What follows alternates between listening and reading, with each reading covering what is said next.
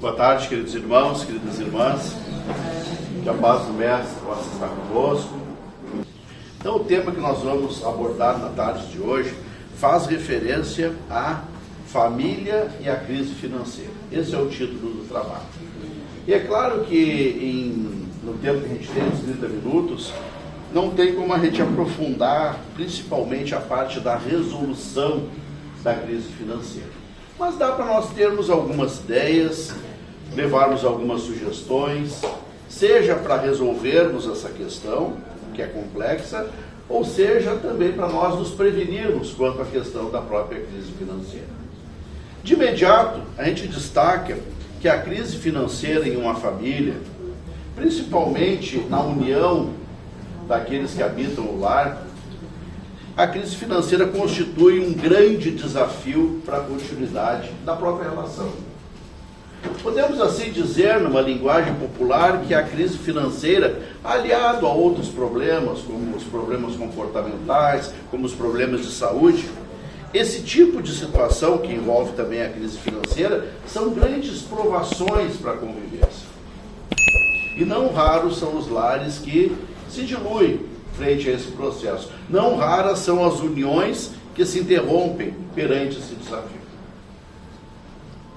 E nós temos no Evangelho, já trazendo a doutrina espírita, porque não é uma palestra sobre economia, é uma palestra reflexiva, se utilizando então das informações espirituais, nós vamos ter no Evangelho segundo o Espiritismo lá o bem-aventurados os aflitos.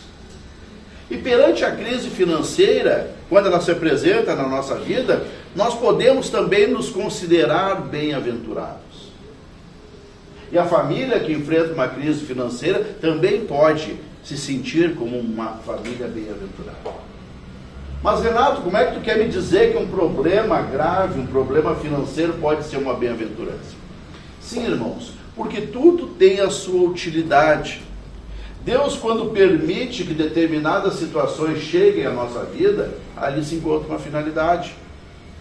E a própria crise financeira é uma oportunidade das pessoas e da família, por extensão, reverem hábitos de consumo, reverem aquilo que é o necessário, aquilo que é o supérfluo, se organizarem perante as situações que vão se apresentando, se unirem no sentido de, na comunhão dos esforços, resolver o problema que se apresenta, mas, sobretudo, trabalhar uma questão muito especial.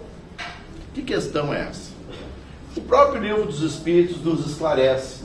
Um dos grandes impedimentos para o nosso avanço espiritual nessa atual existência é justamente o orgulho e o egoísmo. E o orgulho tem uma conexão, uma ligação direta, como a gente vai ver daqui a pouquinho, com a própria questão da crise financeira. Então vamos lá, o que gera uma crise financeira? Aí os especialistas dizem, anotei aqui para não me perder. Perda do emprego, a questão do prestador de serviço quando perde um contrato importante ou quando diminui as vendas. O prestador de serviço, a gente sempre diz, eu sou meu patrão. Sim, mas tu tem teus clientes, né? Então tu não é tão patrão assim. Daqui a pouco, se dá uma crise, acaba sentindo. Então, tanto na iniciativa privada quanto como empreendedor, ali existem desafios. E, em algum momento, a própria conjuntura econômica pode trazer uma crise. É a perda do emprego, a diminuição do serviço e assim por diante. A própria questão da aposentadoria. Muitas vezes a pessoa, estando em atividade, ela tem uma remuneração. Chega o tempo da aposentadoria, ela se aposenta e naturalmente aquele rendimento diminui. E muitas vezes, se o rendimento diminuiu e o gasto continua o mesmo, ali adiante vai dar problema. Vamos ter também como origem das crises financeiras, a principal delas, gasto acima das receitas. E aqui está um professor nisso aí, né, pessoal? Tudo que eu estou falando aqui eu vivenciei. Gasto além da receita. Então gasta X, ganha X, gasta 2X. Ganha 1.000, gasta 1.200.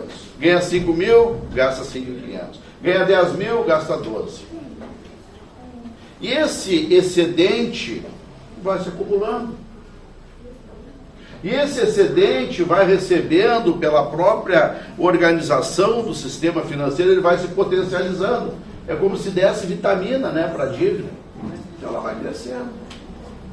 E vai se somando de pouquinho em pouquinho aquilo que foi excedido além da receita, e ali adiante às vezes você tem um problema. Um problema que aparece de forma muito rápida, como é o caso do cartão de crédito, e um problema que vai aparecendo lentamente quando são outras contas que não vão fechando. A matemática é simples, é mais e menos. O que entrou é mais, o que saiu é menos. Se não estiver em equilíbrio, ali está, talvez, se direcionando uma situação que poderá gerar um problema ali adiante, poderá trazer uma crise financeira. Um outro item, e aí já vamos responder quando eu falei e quando eu trouxe a própria questão do orgulho, que é justamente o quê? O padrão de vida além do permitido financeiramente. É diferente de gastar mais do que ganha. Porque aqui no padrão de vida, além do permitido financeiramente, está entrando muitas vezes, além do descontrole financeiro, está entrando também as questões de aparência. E a questão de aparência, ela vai voltada em que sentido? Aparecer que está numa situação melhor. Ah, mas eu posso adquirir tal coisa. E aí, às vezes, o endividamento. Às vezes, como a gente já trabalhou tantas vezes aqui, não é isso? A própria questão das comparações.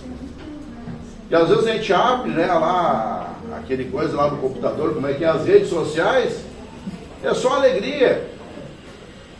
E às vezes as pessoas se levam por aquela imagem que ali está. Ah, mas fulano está em Gramado, ah, mas fulano está na praia, fulano não sei o que, Beltrano não sei o que, e nós aqui. E aí começam aquelas questões que muitas vezes estão sendo trabalhadas sobre qual ótica? Sobre a questão do orgulho. Ah, por que fulano pode e eu não posso? E aí vai os questionamentos.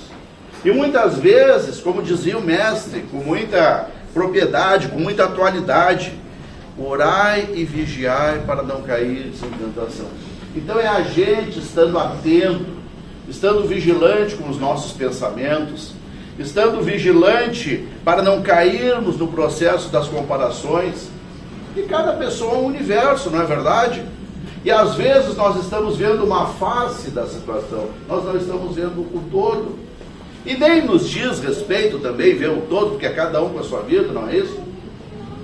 E parece às vezes que a vida não está difícil, porque tem gente que tem tempo de cuidar da sua vida e cuidar do outro. Mas não tem problema, não tem o que fazer. São questões, né? Mas, voltando ao norte central da questão. Então, o padrão de vida, além do permitido, vai nessa linha, na linha do orgulho. Não, mas eu tenho que acompanhar. Não, mas eu não posso ficar por trás. Eu não posso me sentir diminuído. Então, vê só o problema, né? A gravidade, a profundidade, às vezes, de determinadas questões. A pessoa precisa de um bem material para se sentir realizada.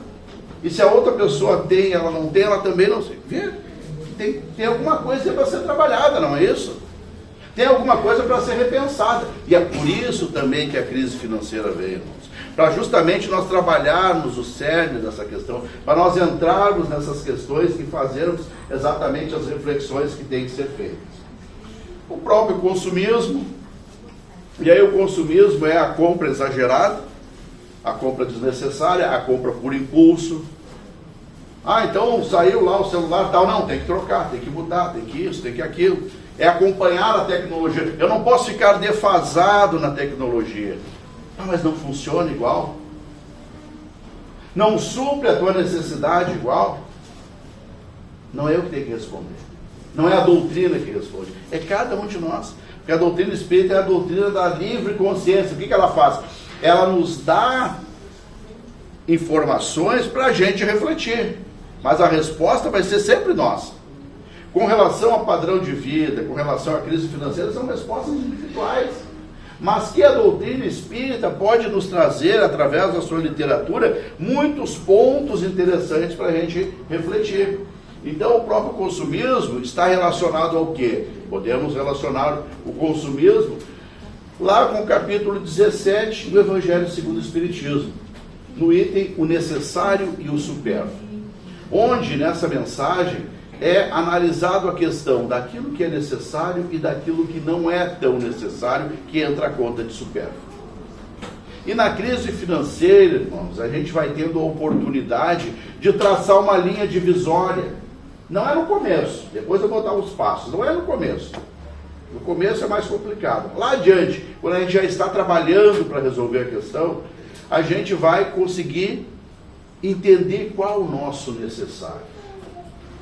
Quando nós formos lá na etapa do fazer os cortes, a gente vai começando a cortar, é isso. Ah, TV a cabo, assinatura não sei do que, e vai cortando, vai cortando. Não tem mais nada para cortar de despesa. Não tem, vai cortando. E ali a gente vai chegar num ponto que a gente vai fazer um comparativo. Puxa vida, estou conseguindo viver dessa forma, sem essas coisas todas que eu tinha mais. Então aquilo pode ser encarado como supérfluo, como o desnecessário naquele momento, como o excessivo. Então são reflexões que a crise vai trazendo, que não precisa chegar uma crise para nós fazer essas reflexões, porque tudo vai se interligando. E vejamos que a doutrina espírita é uma doutrina de progresso, de avanço. Não está escrito em nenhum lugar que nós não podemos ter um ar-condicionado para o inverno, para o verão. Não está escrito em nenhum lugar que a gente não possa ter uma piscina para se refrescar no fundo da casa. Não está escrito que a gente não pode ir lá de férias, lá em Gramado. Que em Gramado? Nada. Vamos para Bariloche, lá, estação de esqui. Não está proibido em lugar nenhum. Só que isso vai ter a sua razão de ser e as suas implicações. E é importante que a gente entenda isso. Porque o grande ponto de uma crise financeira e o grande impacto que nos causa não é somente o impacto do problema financeiro em si. O problema financeiro vai trazer outros problemas, problemas de convivência, vai nos trazer problemas que têm a sua origem no orgulho. E aí, quando se apresenta a crise financeira e a gente começa a trabalhar para resolver a questão, o que vai acontecer? Acompanha meu raciocínio. Imaginemos nós que a gente tem um carro limitado. Limitado é que nem o meu, entendeu? Ele vai até 80, né? Tá com a lataria feia, farol, né? O pisca não está funcionando. Aí quando vai frear, tem que tirar um pouquinho para cá, daí ele vai reto. E quando vai dirigir, bota a direção um pouquinho para cá, que ele vai reto. Isso eu já sei. Então eu estou dirigindo esse carro. Está satisfazendo as minhas necessidades. Claro que eu deixei ele lá do outro lado da BR. Não, para que eu vou fazer esse trânsito? Deixei lá, eu vou caminhando e pego ele lá. Não vou aparecer severo. Mas imagine que eu troque de padrão de vida. Aí eu pego um carro automático, um carro com recursos, com vidro elétrico, a direção bem leve, direção elétrica, banco regulável, que você sabe que eu sou baixinho, daí fazem de subir, eu fico um pouco maior, vou ficar até mais bonito. Então é fácil, irmãos, ir de um carro velho para um carro novo. Agora vamos fazer o caminho inverso. Tu nunca teve um carro velho. Tu está com um carro novo. E aí tu precisa fazer o caminho inverso. Tu tem que ir lá na loja de carros, por exemplo, vender teu carro para pagar as mensalidades do colégio que ficou um ano atrasado. Não vou dizer quem é, mas tudo bem, não interessa. E aí tu entrega o teu carro, pega um carro velho para andar. Não é tão agradável quanto sair de um carro novo, um carro velho para um carro novo. Não é agradável. Primeira coisa que a gente vai pensar, se não estiver vacinado. E vacinado eu digo precavido emocionalmente. Não, mas tu estava num carro novo, agora está num carro velho.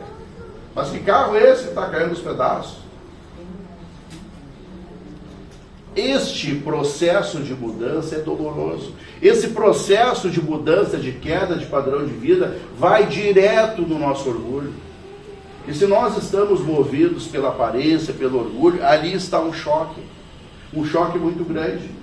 E a gente tem que fazer todo um trabalho de preparação, de entendimento, de reflexão, à luz da oração, pedindo a Deus sabedoria para se guiar naquela mudança necessária, justamente para quê? Para a gente não se perder no caminho.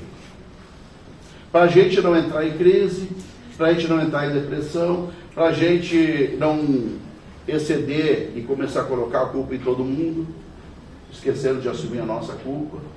Já trabalhamos em outras ocasiões a palestra sobre a culpa. É nesse sentido. Então é um caminho que a gente vai ter que fazer, mas que é necessário. Como dizia minha avó, já falei tantas vezes isso aqui, né? Um dia, lagosta e camarão. No outro, quer que me ajuda? Vocês não lembram o que eu falo? Eu já falei tantas vezes isso. Um dia, lagosta e camarão. No outro, o prato do brasileiro, arroz e feijão. Então, lagosta e camarão, beleza. Arroz e feijão, beleza. Muito obrigado, gratidão. A questão do necessário e do supérfluo é isso também. É nós estarmos contentes com aquilo que tem. Tem condições de fazer? Ótimo. Cabe no orçamento? Ótimo. Quer se recompensar por algo, por uma conquista? Ótimo. Mas entenda que aquilo pode ser modificado. É ser feliz nas duas situações, quando a coisa está boa e quando a coisa não está tão boa. E entender que aquilo também é momentâneo. Daqui a pouco melhora, tu volta lá para aqueles teus gostos, né, que adquiriu. Ou não, talvez mude de ideia, mude de necessidades, que a gente está sempre mudando, né? E que bom que a gente está sempre mudando. Mas é entender esses ciclos que a vida vai apresentando, sem nos preocuparmos com o que os outros vão dizer. Sabe onde é que estão os outros quando a gente está na crise financeira? Quando a gente está assim, complicado mesmo? Quando todo mundo já está sabendo? Os outros estão invisíveis, a gente não enxerga mais. A gente sente-se sozinho. Claro que a gente não está sozinho. Claro que a gente nunca está sozinho quando a gente está buscando fortalecimento em Deus. Mas muitas vezes a gente se sente abandonado. Então não vamos nos preocupar com a opinião. Já falei tantas vezes aqui. O que importa realmente é a opinião que Deus tem de nós.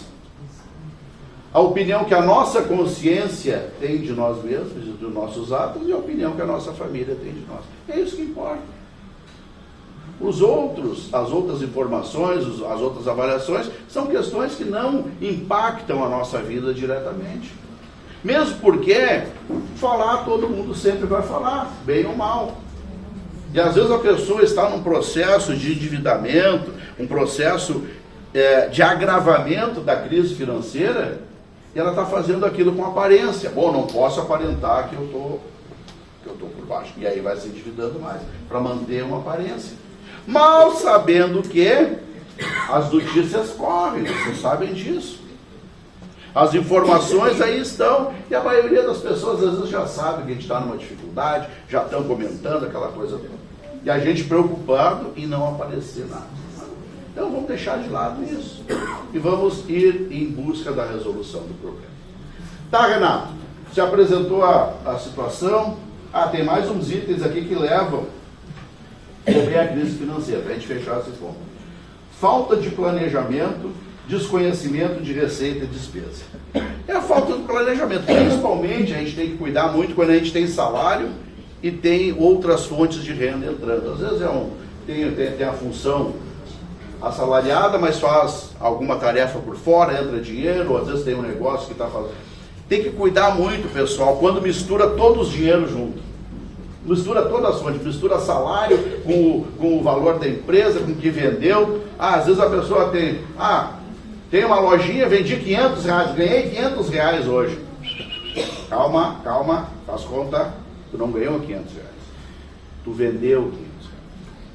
Os R$500 que tu vendeu, tu vai ter que repor aquela mercadoria, que vai ter um custo. Tu vai ter que, desse valor que foi vendido, tu vai ter que tirar o percentual para as despesas, do aluguel, da internet, da água, da luz. Então, os 500 que foi à venda, não foi os 500 de lucro. Dependendo do ramo de atuação, os 500 de venda vai sair lá em R$100 de lucro na final. Se for ramo alimentício, é menos.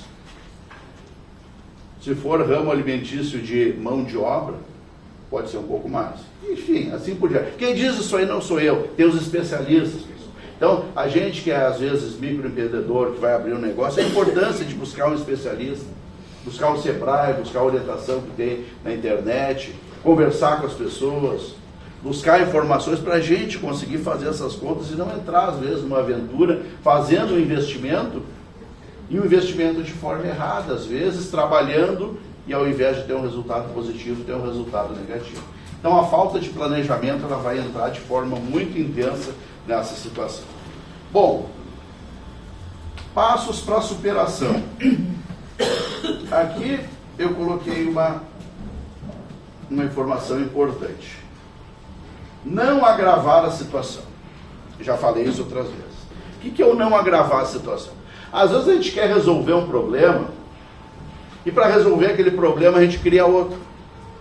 Às vezes a gente tem uma dívida e para pagar aquela dívida a gente cria outra. Aí atrasa outra. Aí o banco liga para nós e oferece um refinanciamento. Às vezes o banco oferece um refinanciamento e como o gerente do banco é gente finíssima, é uma pessoa adorável, ele te dá mais um empréstimo ainda. E às vezes a coisa vai potencializando. Tira de um lugar, coloca para outro. Atrasa uma, paga outra. Compra uma coisa de alguém, revende, pega o dinheiro que revendeu, que era para pagar o fornecedor, paga outra coisa, chega no dia de pagar o fornecedor, tem que pegar dinheiro emprestado lá adiante. É assim que funciona. Então, cuidado com isso. Cuidado para não abrir um outro problema. E às vezes, a gente tem que falar nisso, pessoal, porque isso acontece. A gente não pode vir aqui fantasiar aqui na frente. Hoje tem um sistema de banco formal, com seus juros de mercado. E não queremos aqui avaliar se é certo, se é errado, se não é, enfim. Mas às vezes as pessoas estão tão comprometidas que elas saem do sistema formal. Aonde eu quero chegar, trazendo o português bem claro, não tem mais crédito e recorre a empréstimos de pessoas físicas, entre aspas, agiotas. Então o banco ele vai te ligar, vai te colocar uma pressão. Só que o agiota, que às vezes as pessoas se envolvem, a situação é bem diferente. Aí está tudo aí na mídia. Está tudo aí na mídia para a gente ver. Então é uma prevenção que se faz. Quando eu fiz esse trabalho aqui, eu esqueci de outra coisa. Por que também vem a crise financeira? Falei ali do descontrole e tal, mas estava me esquecendo de umas coisas que são importantes. A própria questão dos vícios. A própria questão dos vícios. A drogadição vai levar a uma crise financeira, ou poderá levar. O jogo poderá levar a uma crise financeira, principalmente esses jogos de plataforma, Tigrinho e outras atividades mais, poderá levar certamente à crise financeira. Porque ninguém vai ser mais inteligente com algoritmo de computador, né? Vamos combinar, né? Então, é tudo preparado, é inteligência artificial. Então a pessoa ganha, perde, e ali é construído justamente para que a pessoa venha a cada vez mais se afundar no jogo. E daí as narrativas. Não são poucas, se a gente procurar, a gente vai ter as narrativas na mídia de pessoas que infelizmente não suportaram a pressão e deram um término na sua vida pelas dívidas de jogo, outras que cometeram crimes para essas situações. Então tudo é atenção, é vigilância. E o que a gente faz quando está com problema? A primeira coisa, a gente reconhece que está com problema e depois a gente vai buscar ajuda. Vai buscar um especialista, vai buscar alguém que possa nos dar um norte para a gente se fortalecer e conseguir superar aquela situação. Então a crise financeira também vem desses aspectos. Então cuidado de não agravar a crise. Tá, agora vamos falar da família, mesmo porque o tempo está voando. Tem um momento muito especial da crise financeira, e quem já passou vai concordar comigo, que é justamente qual?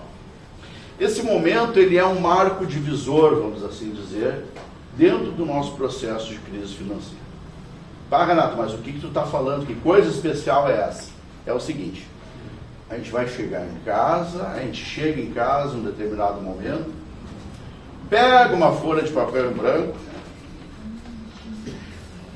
pega uma calculadora, pega uma caneta, senta e começa a listar o que tu está devendo. Ah, eu devo para o banco X tanto. Eu devo para o seu Zé do Açougue tanto. Eu devo 2 contas de luz, R$500. Eu devo a água, 180, que já venceu. Tudo que está vencido, tudo que está para trás. Ah, eu devo R$10 lá que ficou devendo. Não, anota tudo. Vai anotando. Sem medo. Sem olhar o que já tem. Sem fazer conta intermediária. Anota tudo. Daí pega a calculadora, soma e vai ter o tamanho do problema. vai ter o tamanho do problema. Esse momento é o marco divisor. Por quê? Porque a gente vai entender qual a nossa situação. Que bom quando a situação não chegou a níveis alarmantes. No meu caso, já que eu estou falando um pouquinho de mim, foram 36 meses de trabalho que eu devia para frente. Ou seja, as minhas dívidas, para mim pagar elas, eu teria que trabalhar 3 anos sem gastar nada, só para pagar o que ficou para trás. Conseguiu pagar, Renato? Uma grande parte dela em 7 anos eu consegui. Faltou ainda. Falta. Então, irmãos, esse momento a gente tem que fazer, tem que sentar e olhar. Com a família, da mesma forma, não é fazer isso sozinho. É com a pessoa que te acompanha. É com quem caminha junto contigo. A esposa, o esposo, os filhos. E ter ali, né, justamente o quê? A serenidade para administrar aquele momento, que vai ser um momento difícil, pessoal. Porque a esposa vai perguntar para o marido: vem cá, da onde essa dívida toda? Onde é que foi esse dinheiro? Tu tem uma outra família? E aí começam os conflitos. Não tem outra família, às vezes. É apenas descontrole financeiro que foi se acumulando. Às vezes ainda riu, né? Não, mas às vezes é justamente o quê? O descontrole financeiro que chegou naquela situação. E quando a pessoa começa a analisar depois friamente, ela vai entender. Às vezes eu viajava, tinha que ir para a fronteira de noite, e viajava, dirigia lá 540 quilômetros, só eu não, acompanhado espiritualmente, é claro, e pensando, né, por que foi isso? Porque aquilo, fazendo as contas, rememorando os acontecimentos, e a gente começa a buscar na memória, e tudo vai ter um encaixe de pequenas situações. Aquele tapete persa que eu comprei aquela vez, não precisava ter comprado, podia ter comprado o outro.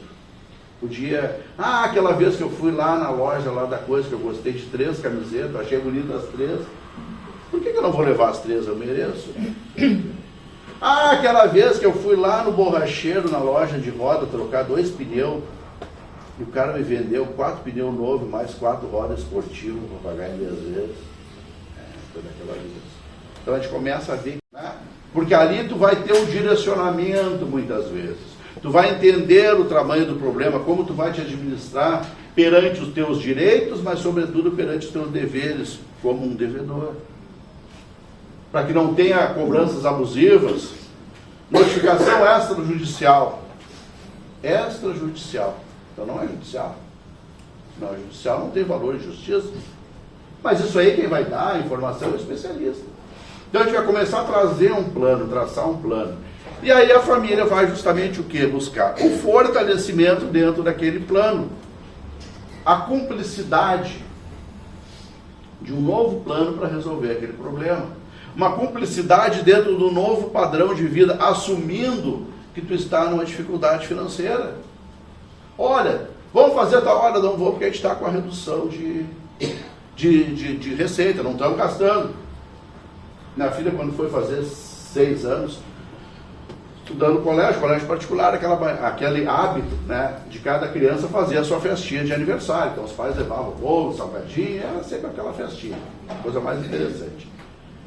E aí no começo de outubro eu já mandei mensagem lá pela agenda para o professor. Professora fulana de tal, a Cauane, dia 22 de outubro, está de aniversário. Devido a dificuldades financeiras, não vou fazer festinha na escola. Ponto, muito obrigado. Bora, não vai dar, expliquei o porquê, Tá, mas aí terminou o mundo, o que aconteceu, fizeram bullying, não esquenta a cabeça. Age com humildade, assume a etapa que tu tá. O que as mães fizeram? Se reuniram, cada uma levou um prato e teve festa igual.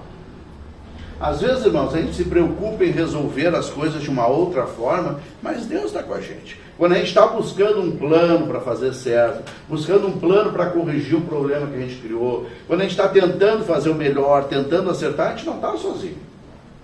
Não é o fim do mundo. É um desafio que a gente vai passando ali justamente para fazer o quê? Para superar aquela situação, para rever conceitos, para rever questões de economia, para rever formas de comprar. E hoje a gente está numa fonte de informação muito interessante. Lá no YouTube tem todas essas informações Dicas de economia doméstica, aí vai ter uma infinidade de coisas. Dicas para compra no supermercado. Aí vai ter dias mais favoráveis, vai ter informações, né? Por exemplo, eu vou lá, já encontrei no Macromix domingo, né? Mas o meu dia é de ir num grande hipermercado na segunda.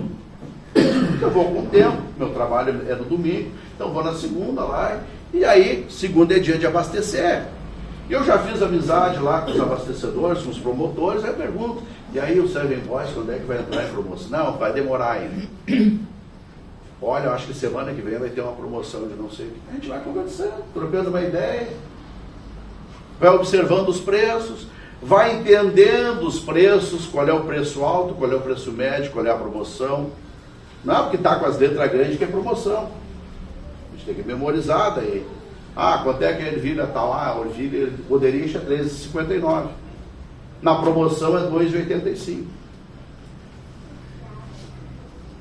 Ah, mas eu vou ter que guardar o preço da ervilha na cabeça. Eu fiz assim. E aí a gente vai entendendo, vai criando novos hábitos. Não é porque funcionou para mim que vai funcionar para o outro. Mas eu quero chegar onde? É novos conceitos, é novas propostas, é ver a vida de uma maneira diferente, é administrar melhor aquilo que se ganha, é administrar com sabedoria, é administrar com alegria, não com escassez. Então tu pode ali fazer a tua refeição, tu pode tu mesmo dar-se ao hábito da culinária. Isso é muito agradável, principalmente quando tu planta teus temperinhos ali, né? Um vasinho com cebolinha, outro vaso com manjericão, outro vaso com manjericão roxo, uma sálvia. Aí tu vai fazer um prato, tu vai lá na horta, na tua horta, com a tesourinha corta, pica, prepara. Pode ser um arroz com feijão, pode ser o prato mais simples que for, mas ele vai ser feito com alegria, com amor. Então, irmãos, a crise financeira não é para a gente se acabrunhar perante o problema. Onde eu quero chegar com o comentário é exatamente isso. É para nós vivermos isso como uma experiência, entendermos que com o trabalho nós vamos superar tudo isso, mas também de sermos gratos, de não agravarmos a situação, de ficarmos felizes com a prosperidade do outro. Ah, fulano foi pagar beleza. Ah, fulano trocou de carro, que ótimo. Ah, fulano reformou a casa, que maravilha. E nós entendendo o nosso lugar, porque não há mal que sempre dure, não há bem que nunca acabe. Ou, trazendo para a doutrina espírita, como nosso querido Chico dizia, tudo passa. Os momentos bons passam, os momentos difíceis passam, mas nesse meio tempo, o que vai acontecendo? A nossa experiência, o nosso fortalecimento. E aí a gente vai conseguindo se administrar, vai conseguindo se organizar, de maneira a ter mais tranquilidade, a ter paz de espírito, a conviver bem com aquilo que se tem. E o papel da família, o papel dos filhos é um papel extremamente importante, porque se todo mundo fizer um esforço, naturalmente esse esforço vai se potencializar e vai se refletir num bom resultado. Se todo mundo se envolver entendendo um novo problema, deixando o orgulho de lado, deixando as aparências de lado, isso vai facilitar muito o processo. As próprias uniões saem fortalecidas, porque se uma união passou por uma crise financeira e superou, isso fortaleceu a união. Se uma família passou por uma crise financeira e superou um trabalho e organização, isso também vai fortalecer a própria relação interfamiliar. Então, finalizando, Deus sempre conosco. É importante a gente entender que a gente não está sozinho, é importante buscarmos fortalecimento, buscarmos organização, recorrermos à oração, termos tempo para parar e pensar nos nossos problemas, focar, direcionar a nossa energia para a resolução daquelas situações. Tudo isso vai nos ajudar e vai se converter ali, então, em uma grande bênção para o nosso crescimento. Lembrando, irmãos, que vai chegar um momento da nossa jornada que nós vamos deixar o que é material e vamos levar aquilo que diz respeito à nossa roupagem ou à nossa existência espiritual. Então, os bens da terra são importantes? São extremamente importantes para uma vida material. Mas é importante a gente também viver entendendo que nós somos os usufrutuários daquilo. Ou seja, aquilo está sob a nossa gerência, mas é momentâneo, não vai ficar para sempre. Então não ter apego exagerado muitas vezes, né, a tudo isso, porque isso tem também o seu término. E o que vai ficar é justamente o que? As próprias questões pessoais. Como a gente se conduziu, o que a gente evoluiu, o que a gente cresceu, o que a gente deixou de legado positivo, o que a gente deixou de obras. É isso que vai ter a grande validade ao término da jornada. É importante o bem material? Claro que é importante, mas ele não é tudo. Então que possa ficar para a nossa reflexão esse tema e que assim seja.